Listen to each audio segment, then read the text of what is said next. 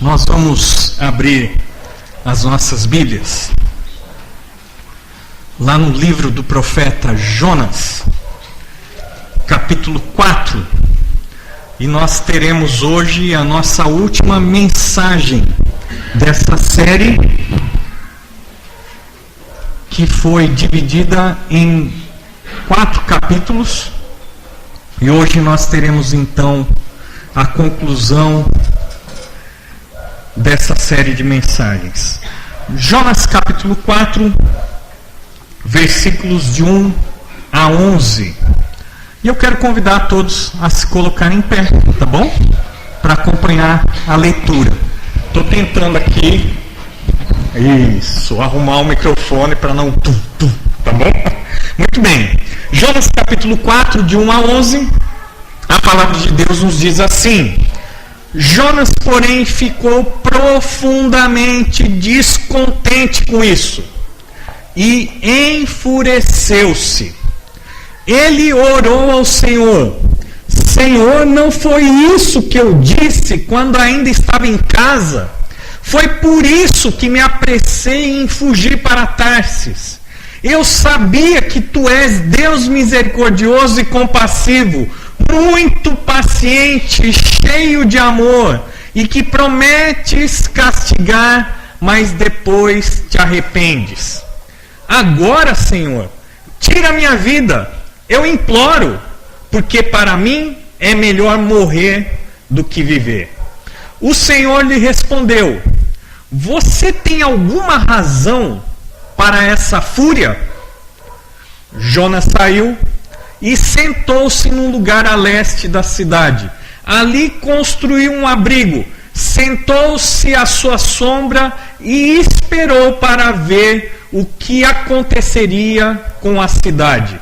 Então o Senhor Deus fez crescer uma planta sobre Jonas, para dar sombra à sua cabeça e livrá-lo do calor, o que deu grande alegria a Jonas. Mas na madrugada do dia seguinte, Deus mandou uma lagarta atacar a planta, e ela secou-se. Ao nascer do sol, Deus trouxe um vento oriental muito quente, e o sol bateu na cabeça de Jonas ao ponto dele quase desmaiar. Com isso, ele desejou morrer e disse: para mim seria melhor do que viver. Mas Deus disse a Jonas: você tem alguma razão para estar tão furioso por causa da planta? Respondeu ele: sim, tenho, e estou furioso ao ponto de querer morrer. Mas o Senhor lhe disse: você tem pena dessa planta, embora não a tenha podado, nem a tenha feito crescer. Ela nasceu numa noite, e numa noite morreu. Contudo, Nínive tem mais de 120 mil pessoas que não sabem distinguir a mão direita da esquerda, além de muitos rebanhos. Não deveria eu ter pena dessa grande cidade?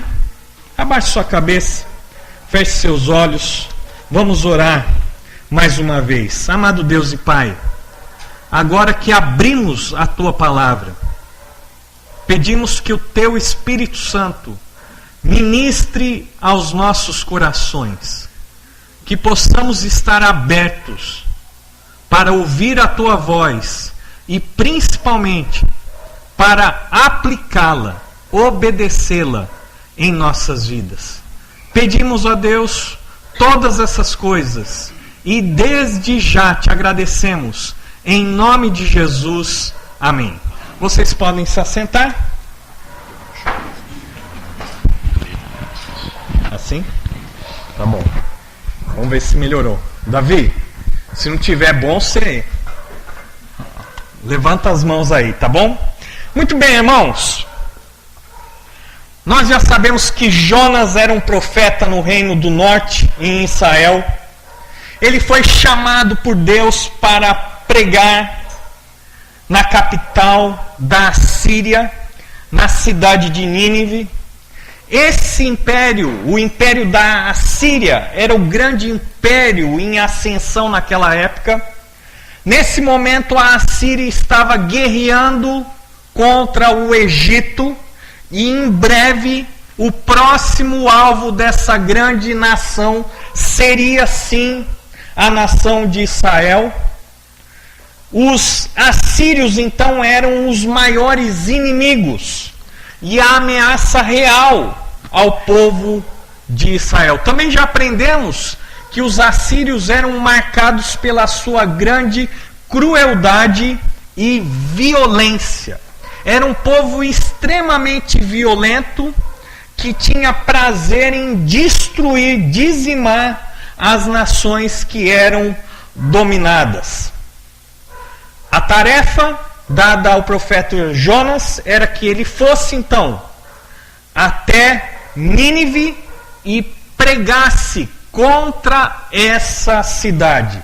Nós aprendemos que ainda no capítulo 1, Jonas, ele ouve o chamado de Deus, mas ele foge num navio justamente na direção oposta.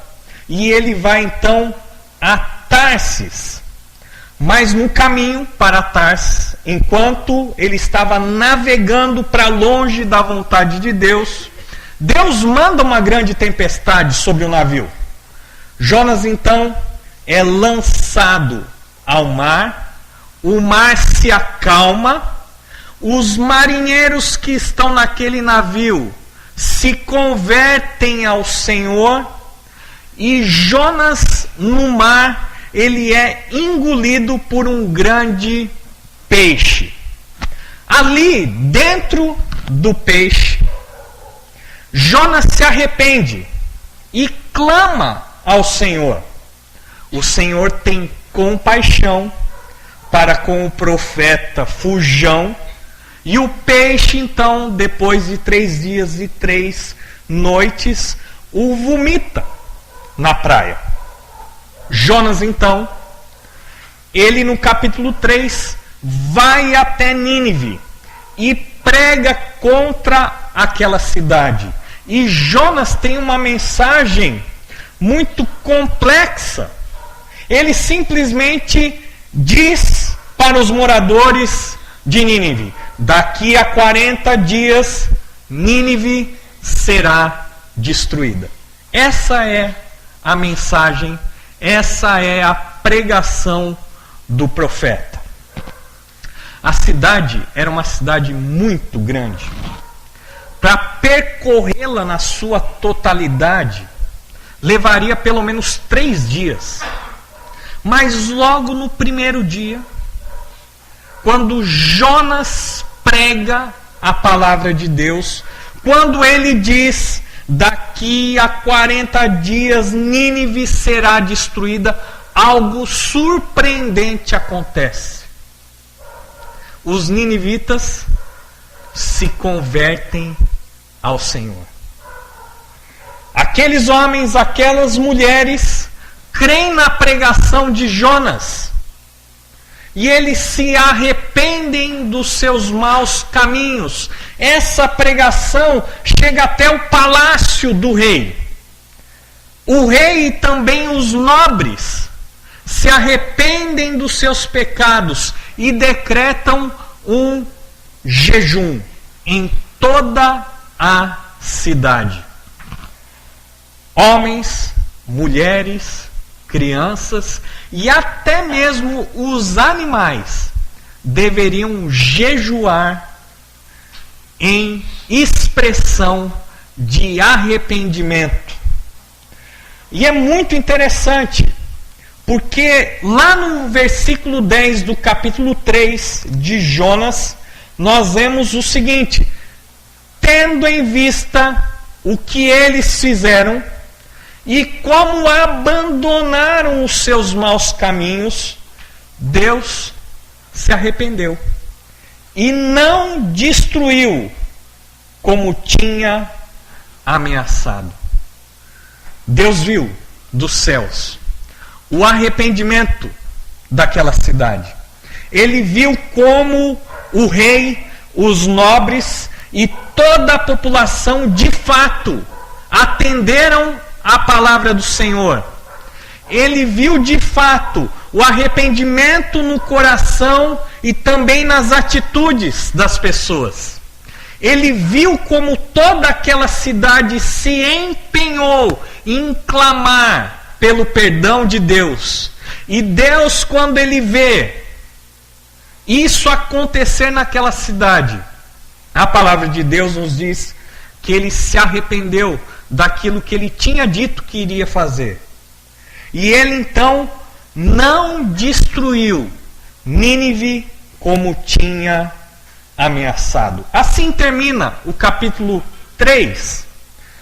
E espera-se que Jonas, o profeta, fique feliz com o resultado da sua pregação. Mas de uma maneira surpreendente, não é isso que acontece. Jonas está disposto agora a pregar o evangelho. Ele está disposto a falar da palavra do Senhor. Ele prega a mensagem do Senhor. Ele diz: olha, daqui 40 dias Nínive vai ser destruída. Essa era a mensagem.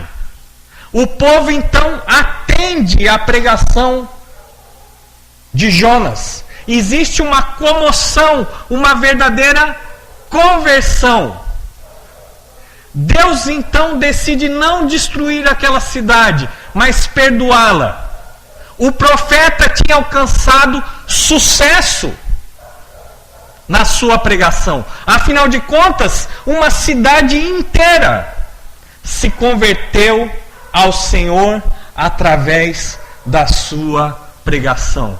E nesse momento a nossa expectativa como leitores da palavra de Deus é de ver Jonas exultante, pulando de alegria, comemorando, quem sabe, com os ninivitas ali na praça pública, ou então, quem sabe, retornando para Israel, mas em júbilo.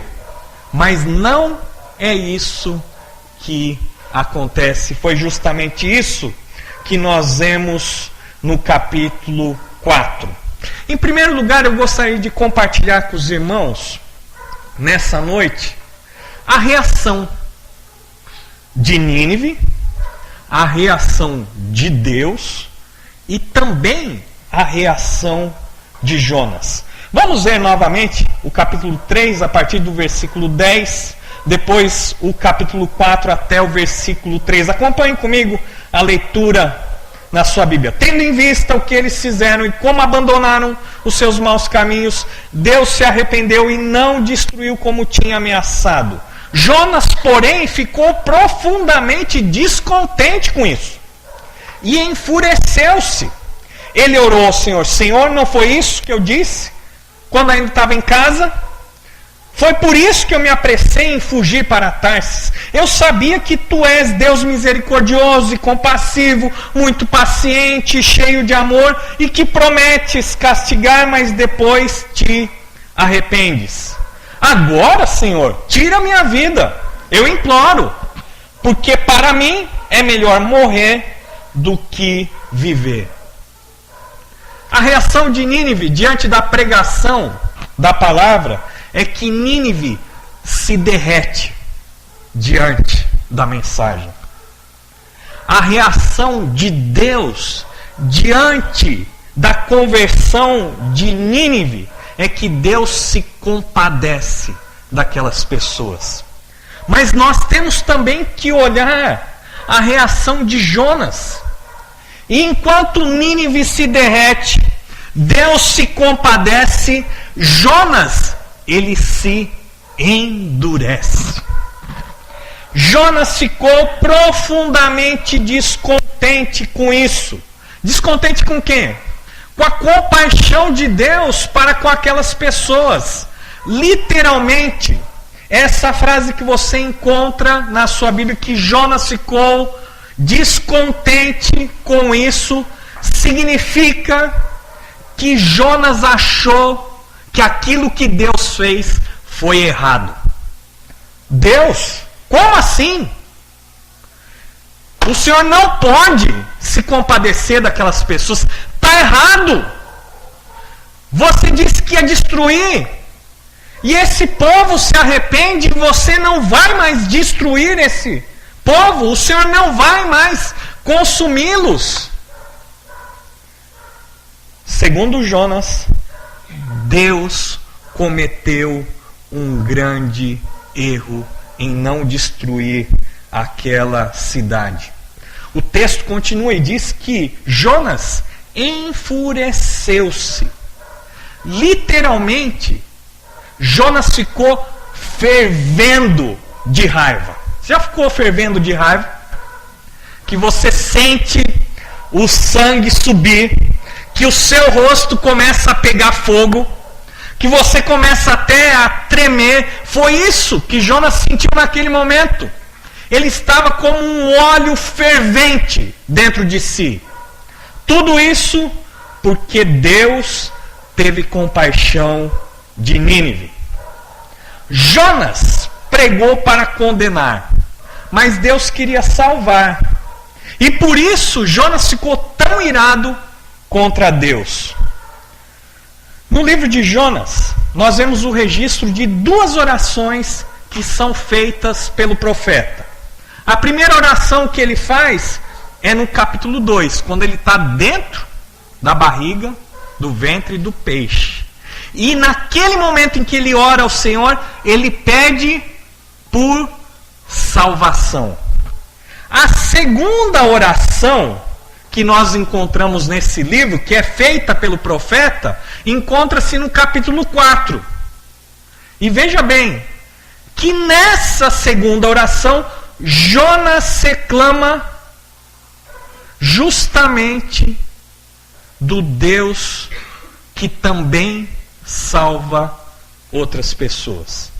Na primeira oração, no capítulo 2, Jonas exalta os atributos de Deus. Ele diz: a salvação pertence ao Senhor. Já nessa segunda oração, no capítulo 4, Jonas reclama dos atributos de Deus, que antes ele estava elogiando. Veja a oração de Jonas. No capítulo 1, quando nós começamos a ler esse livro, nós ficamos imaginando o seguinte: é lógico que Jonas não vai para Nínive. Ele não é louco. Ele vai na capital da Síria, onde o rei está. Ele vai pregar no meio daquela cidade cheia de inimigos e dizer o seguinte: ó, daqui 40 dias acabou para vocês. Nós ficamos imaginando o seguinte: é lógico que Jonas fugiu para Tarsis porque ele tinha medo da morte, medo de ser esfolado, medo de virar um pirulito na lança dos ninivitas. Mas, gente, por incrível que pareça, não foi o medo que motivou a fuga de Jonas para Tarsis. Aqui nessa oração, ele revela a verdadeira motivação. Olha só o que é que Jonas fala para Deus nessa oração. Ele diz assim, né? Foi por isso que eu me apressei em fugir para Tarsis. Eu sabia que tu és um Deus misericordioso e compassivo, muito paciente, cheio de amor e que prometes castigar, mas depois te arrependes. Veja bem, Jonas não fugiu porque ele tinha medo de morrer.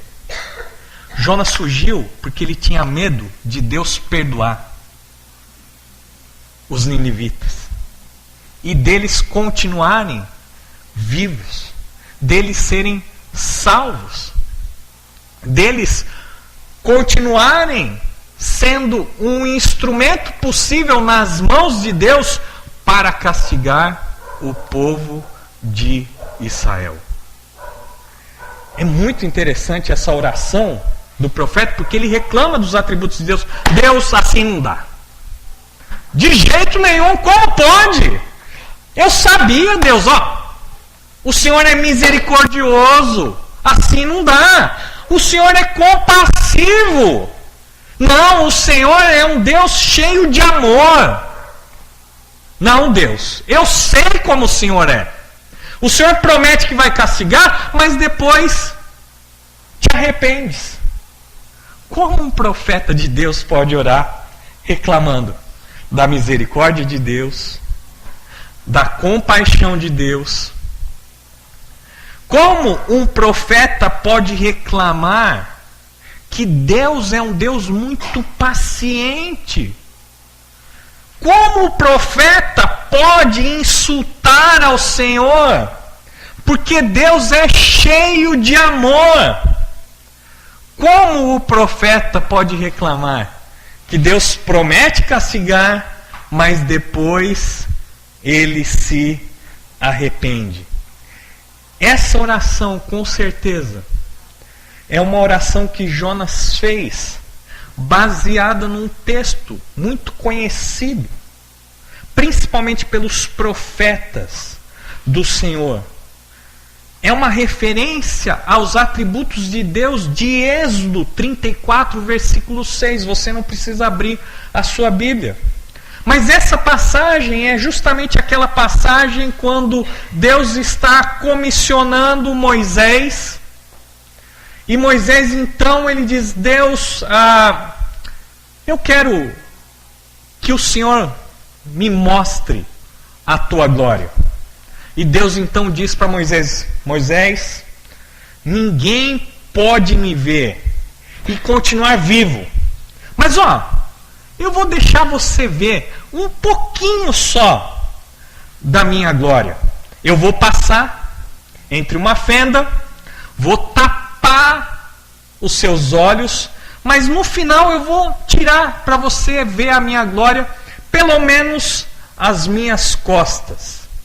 E quando Deus passa, Ele mesmo se declara como sendo o Deus compassivo e misericordioso, paciente e cheio de amor e de fidelidade. Resumindo, Jonas reclama de Deus porque Deus é bom. Ele reclama de Deus porque Deus tem compaixão das pessoas. Jonas fica feliz quando Deus se compadece dele. Mas quando Deus se compadece dos seus inimigos, não. Isso não pode. Eu quero ser perdoado, mas eu não quero que os outros também o sejam. Jonas reclama porque Deus é bom.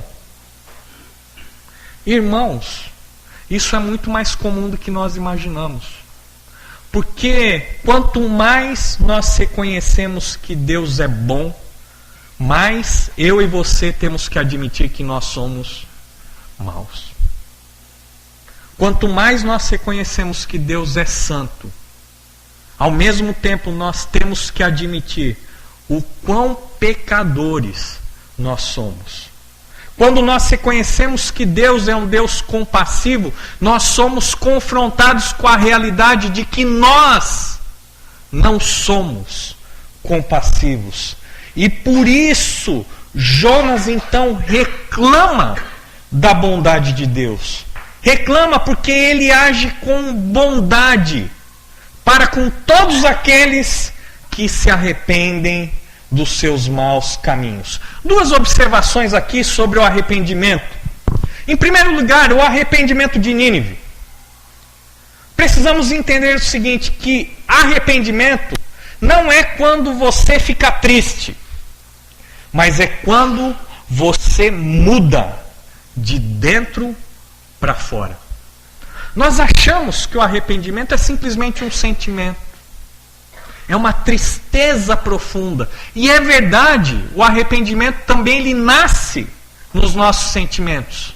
Mas o verdadeiro arrependimento, ele ultrapassa os nossos sentimentos.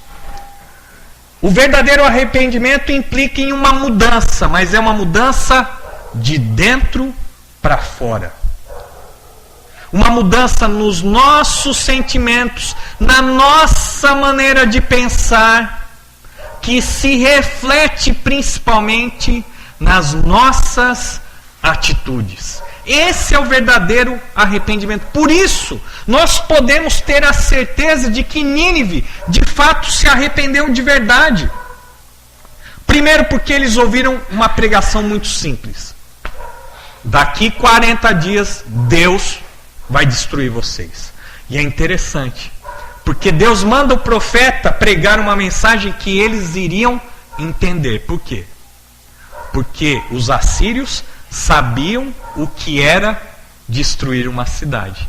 E olha que interessante. O profeta então vai para esses homens que são familiarizados, que têm uma cultura de violência, e Jonas diz: agora é Deus que daqui 40 dias vai destruir vocês. Eles entenderam o que é que Deus iria fazer com aqueles habitantes.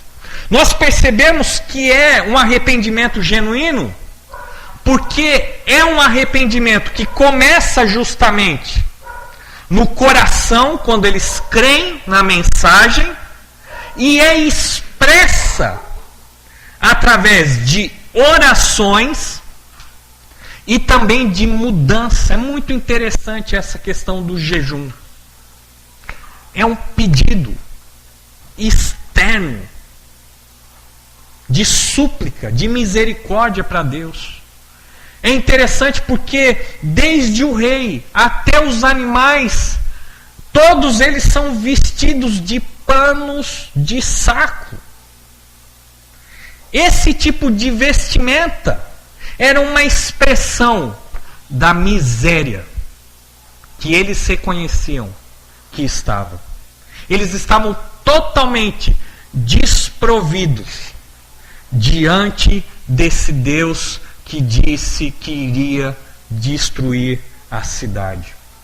O verdadeiro arrependimento, então, não é quando você fica triste, mas quando você muda de dentro para fora.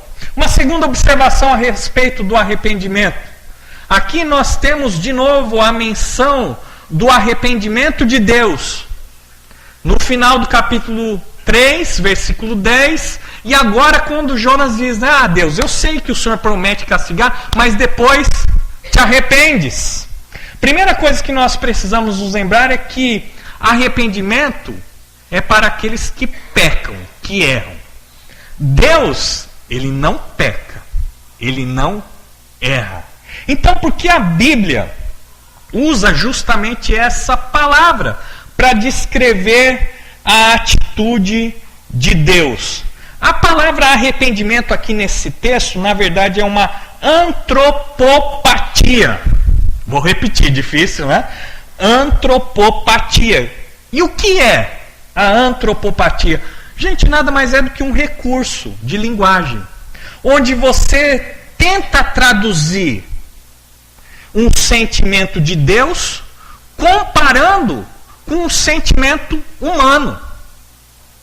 É isso, é simplesmente uma figura de linguagem que diz o seguinte: como é que o homem fica quando ele fica arrependido? Ele muda. E Deus? Mas Deus, ele não faz nada errado, ele não comete pecado, então não pode ser esse tipo de mudança. Mas como você não consegue descrever um sentimento de alguém que é totalmente perfeito e infinito, você então usa essa figura de linguagem. Quando Deus olha para aquele povo, quando ele vê aquele povo clamando, quando ele vê aquelas pessoas clamando ao Senhor, quando ele vê que todos estão jejuando, que estão vestidos de pano de saco, Deus olha e fala o seguinte: eu não vou destruir mais a cidade, eu vou perdoar, eu vou demonstrar a minha compaixão incontida. Aos olhos dos seres humanos, a atitude de Deus foi parecida com a atitude de alguém que se arrepende e muda. Na primeira oração do capítulo 2 de Jonas, Jonas pede para viver, não é? Mas aqui, no capítulo 4, Jonas termina a sua oração pedindo para morrer. Quanta diferença! Quantos altos e baixos, quantas incoerências no profeta Jonas. Igualzinho a você e a mim. Nós não somos assim. Em algum momento nós estamos exultantes, adorando ao Senhor, exaltando todos os seus atributos. Deus, obrigado porque o Senhor é misericordioso. Obrigado pela sua misericórdia. Deus, obrigado porque o Senhor me ama. Deus, obrigado pelo seu perdão. Em outras horas nós estamos reclamando, dizendo: Deus, como é que o Senhor permite que isso aconteça? Deus, por que eu fiquei doente? Por que eu perdi o meu emprego? Por que eu estou passando tanta dificuldade com os meus filhos? Deus, por que essa provação no meu casamento? Nós somos assim. Nós agimos da mesma forma que o profeta Jonas agiu. Eu quero compartilhar, além das reações da cidade, de Deus e de Jonas, também as perguntas que Deus fez, as respostas que Jonas deu e a resposta que eu e você precisamos dar nessa noite. Acompanhe comigo a partir do versículo 4. Jonas capítulo 4, a partir do verso 4, nós vemos o seguinte: o Senhor lhe respondeu: você tem alguma razão para essa fúria? Jonas saiu e sentou-se em um lugar a leste da cidade. Ali construiu um abrigo, sentou-se à sua sombra e esperou para ver o que aconteceria com a cidade. Deus, diferente de Jonas, não fica irado com o profeta. E é interessante porque nesses versículos até o final do capítulo, nós vemos Deus fazendo 3 perguntas para Jonas. 3 perguntas que têm apenas um propósito e que deveria ter apenas uma resposta a ser dada pelo profeta. E aqui é muito interessante, porque quando Deus faz uma pergunta, é lógico que Deus já sabe a resposta, é ou não é? Ele sabe ou não sabe todas as coisas? Então, se Deus sabe todas as coisas, por que Ele faz perguntas? Vamos lembrar lá no Éden. Adão, onde você está? Será que Deus não sabia que Adão e Eva estavam escondidos atrás da moita ali? Lógico que ele sabia. Adão, onde é que você está? Ou então, depois para Caim. Caim, onde é que está o seu irmão? Deus não sabia? Que ele já tinha assassinado Abel? Lógico que ele sabia. Então por que Deus faz perguntas? Veja bem, Deus aqui pergunta: Jonas, por que você está tão furioso? Quando Deus faz uma pergunta, Ele já sabe a resposta. Porém, quando Ele faz essa pergunta, Ele deseja que as pessoas parem e reflitam a respeito da sua conduta. Adão, onde é que você está? Eu sei onde é que você está. Mas o que é que você está fazendo aí? O que foi que você fez? Caim, onde é que está o seu irmão? Eu sei onde ele está. O que é que você fez com o seu irmão? Quando ele pergunta aqui para o profeta Jonas e diz: Jonas, está certo você ficar tão furioso? Você tem alguma razão? E é lógico que o profeta não tinha nenhuma razão, porque Deus tinha salvo Jonas e agora Ele tinha salvo Nínive. Deus queria que Jonas refletisse a respeito das suas atitudes. As 3 perguntas que ele faz têm o mesmo objetivo, mas elas são repetidas de formas diferentes. A primeira pergunta: você tem alguma razão para essa fúria? Olha só a primeira resposta. Silêncio. O profeta não diz absolutamente nada. Versículo 5. Jonas saiu e sentou-se num lugar a leste da cidade. Ali construiu um abrigo, sentou-se à sua sombra e esperou para ver o que aconteceria com a cidade.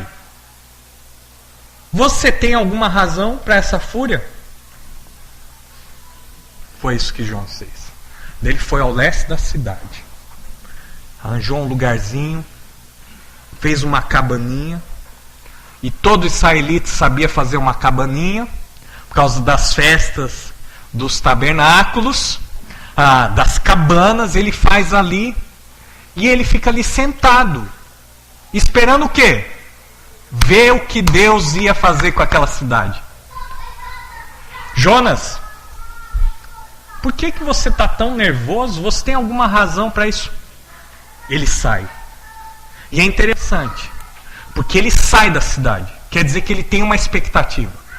Qual é a expectativa de Jonas? Não, Deus falou que perdoa, mas ele não. Ele vai ver que eu estou cheio de razão, e eu tenho certeza, e eu vou ver de camarote a destruição dessa cidade. É isso que Jonas faz. Ele senta e fica vendo o que iria acontecer com aquela cidade. A expectativa dele é que Deus iria destruir a Nínive. Versículo 6 até o versículo 9. Acompanhe aí comigo a leitura na sua Bíblia. Então o Senhor Deus fez crescer uma planta sobre Jonas para dar sombra à sua cabeça e livrá-lo do calor, o que deu grande alegria a Jonas. Mas na madrugada do dia seguinte, Deus mandou uma lagarta atacar a planta e ela secou-se. Ao nascer do sol, Deus trouxe um vento oriental muito quente e o sol bateu na cabeça de Jonas ao ponto dele quase desmaiar. Com isso, ele desejou morrer e disse: para mim seria melhor morrer do que viver. Mas Deus disse a Jonas: você tem alguma razão para estar tão furioso por causa da planta?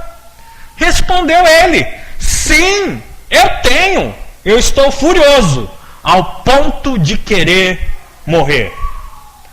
Antes de Deus repetir a pergunta, Deus faz aqui um desenho para Jonas. Jonas, por que você está tão furioso?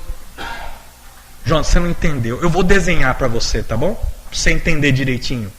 O que é que eu quero que você entenda de uma vez por todas. Deus então faz uma ilustração. Poderia ser um psicodrama aqui. O que ele faz? Ele faz uma planta nascer, crescer. Essa planta, com as suas folhagens, cobrem e dão sombra à cabeça de Jonas. Essa sombra livra Jonas do calor. E o texto diz que nesse momento, debaixo daquela sombrinha, Jonas ficou alegre. O profeta nervoso agora está feliz, contente. Afinal de contas, ele teve um alívio para a sua cabeça. Muito bem. Mas essa mesma planta que Deus criou, que fez crescer, que deu sombra ao profeta num dia, na madrugada seguinte, Deus mais uma vez, ele age, ele manda uma lagarta. Essa lagarta fere aquela planta e aquela planta seca. Nós não sabemos, existe muita discussão, que tipo de planta é essa, né? E teve gente que brigou aí durante a história da igreja, né, para dizer assim, não, é uma aboboreira, não, é uma mamoneira. Não importa. O fato é que era uma planta que nasceu de uma maneira sobrenatural e que deu sombra ao profeta. Essa planta então foi atingida por essa lagarta e essa planta então seca. E Deus desenhando o profeta, tá? Para ele entender, ó, te dei sombra, agora eu vou te dar um pouquinho de calor. Vamos ver se você entende o que eu estou querendo te dizer, Jonas. Nasce o sol, e Deus então manda, a palavra de Deus nos diz que manda um vento oriental muito quente. Muitos acreditam que é o conhecido siroco. E esse siroco é um vento que traz partículas de areia. Quando ele passa, ele eleva a temperatura até 45 graus.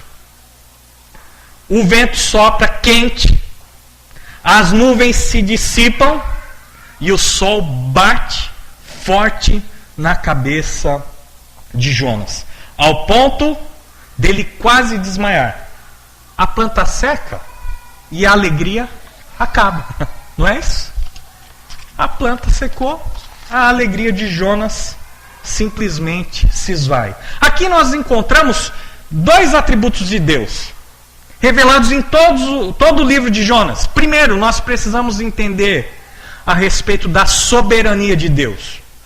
Deus, ele governa a vida do profeta, ele governa a grande tempestade, Deus governa o grande peixe, Deus governa a pequena planta, Deus governa a pequena lagarta e Deus também governa o vento oriental quente.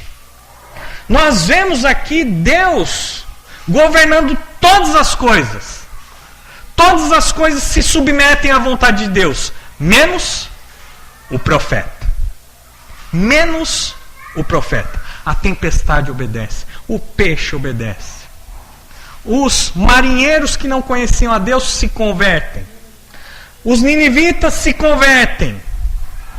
Deus manda a planta, ela nasce. Deus manda a lagarta, Deus manda o vento. Mas o profeta continua insistindo na sua desobediência. Só depois dele dramatizar isso, é que Deus pergunta pela segunda vez para Jonas: você tem alguma razão para estar tão furioso por causa da planta? A planta nasce, a planta seca, o profeta sente calor, ele diz: eu prefiro morrer do que viver. E Deus então diz: você tem alguma razão para estar tão furioso por causa dessa planta? E veja a segunda resposta de Jonas, agora não é com silêncio. Jonas então pede a sua razão e ele responde de uma forma mal educada: sim, eu tenho razão. Eu estou furioso ao ponto de querer morrer. Aprendemos sobre a soberania de Deus, mas a rebeldia do profeta, mas também nós aprendemos aqui um outro atributo de Deus que permeia todo esse livro, que é justamente a sua compaixão. Soberania e compaixão. Jonas foge, Deus vai atrás. Jonas se esconde, Deus se revela. Jonas não se compadece dos marinheiros que quase morrem afogados, mas Deus se compadece dos marinheiros e eles são salvos. Jonas é lançado ao mar, Deus preserva a vida de Jonas, fazendo com que o grande peixe o engula. Jonas se arrepende, Deus perdoa. Deus comissiona a Jonas uma segunda vez. Compaixão. O profeta fica nervoso, mas Deus proporciona para ele oportunidades de refletir sobre a sua atitude. Deus traz sombra. Jonas se recusa a aprender, mas Deus continua a insistir em ensiná-lo. Compaixão, compaixão, compaixão. Erro, compaixão. Erro, compaixão. Erro, compaixão. Porque Deus é um Deus de compaixão. Ele não desiste desse profeta. Deus demonstra a sua compaixão quando Jonas responde: sim, eu tenho motivos para ficar nervoso por causa da planta. Deus não age com ira. Deus não atende à oração do profeta, porque o profeta diz assim: eu quero morrer, e ele pede pela segunda vez. Deus poderia dizer assim: muito bem, meu filho, vamos atender o seu pedido, vem para esse lado aqui. Mas não, Deus responde com um não. Nós podemos aprender então aqui que existe compaixão de Deus quando Ele responde sim às nossas orações e quando Ele também responde não às nossas orações. Porque Deus tem um propósito nas nossas vidas. E se esse propósito inclui um redondo não, é isso que Deus vai nos dizer. Mas lembre-se, Deus demonstra compaixão quando Ele diz sim às nossas orações, mas Ele também demonstra sua compaixão quando Ele diz não. Versículos 10 e 11. Mas o Senhor lhe disse: você tem pena dessa planta, embora não a tenha podado nem a tenha feito crescer. Ela nasceu numa noite morreu. Contudo, Nínive tem mais de 120 mil pessoas que não sabem distinguir a mão direita da esquerda, além de muitos rebanhos. Não deveria eu ter pena dessa grande cidade? Aqui nós encontramos a terceira pergunta de Deus. Lembre-se, quando Deus faz uma pergunta, Ele já sabe a resposta. O que Ele quer é uma reflexão sobre as nossas atitudes. Jonas, você teve dó, compaixão dessa planta. O que é que você fez para essa planta? Você plantou? Você regou?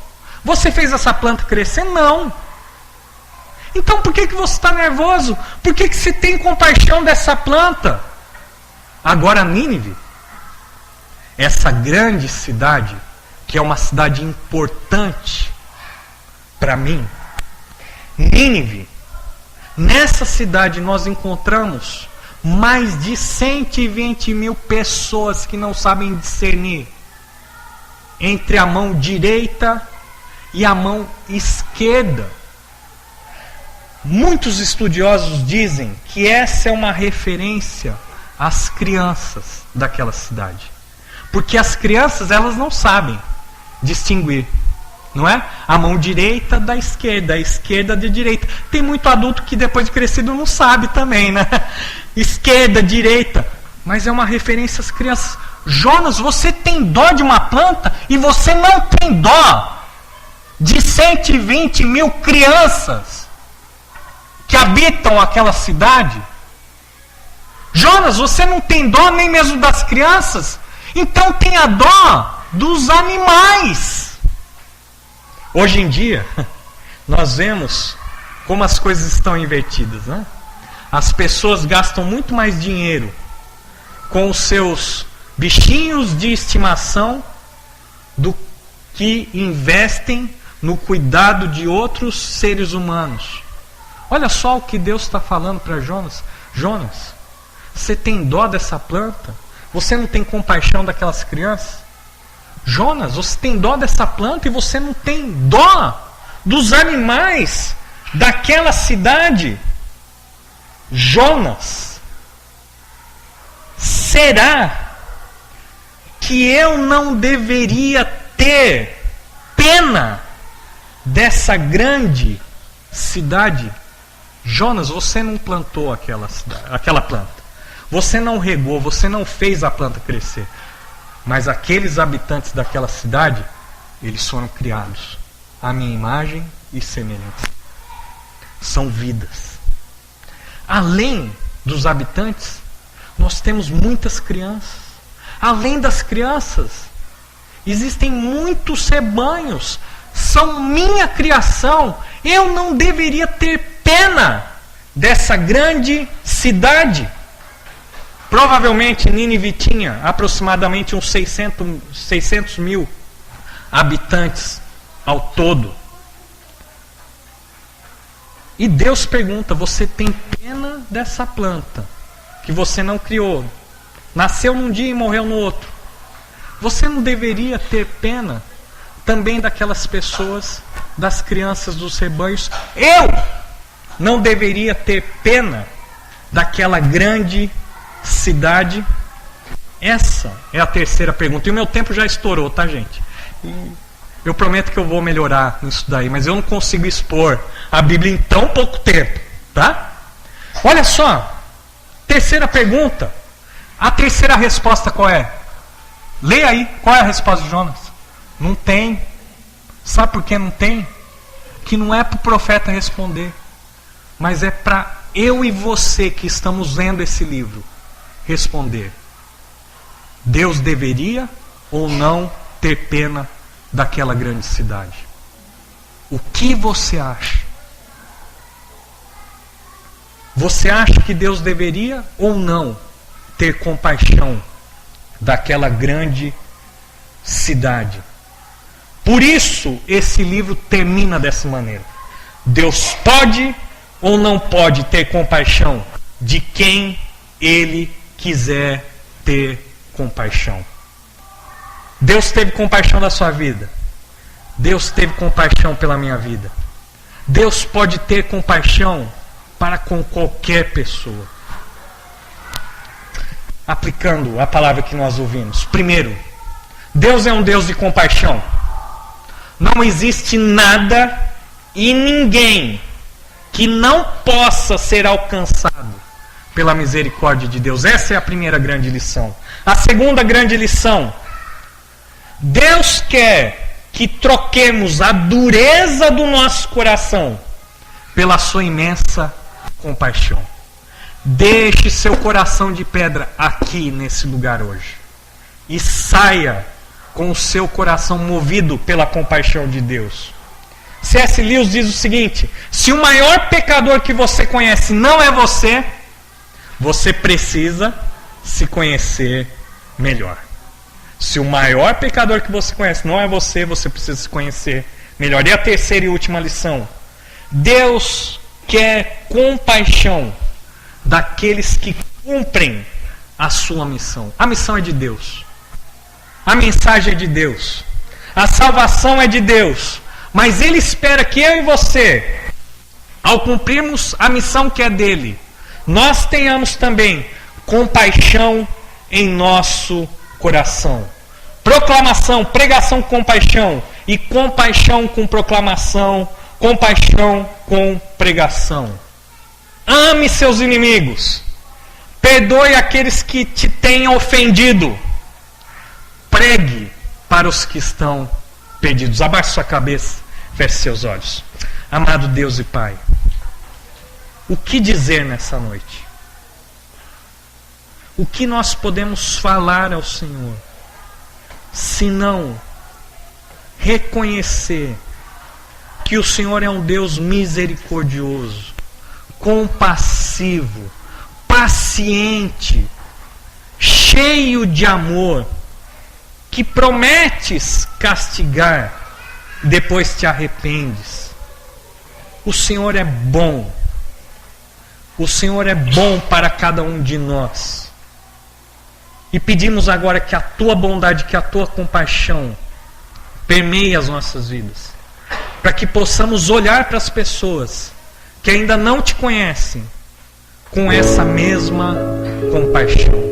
Oramos assim, ó Deus, e pedimos essas coisas em nome do Senhor Jesus. Amém. Deus os abençoe.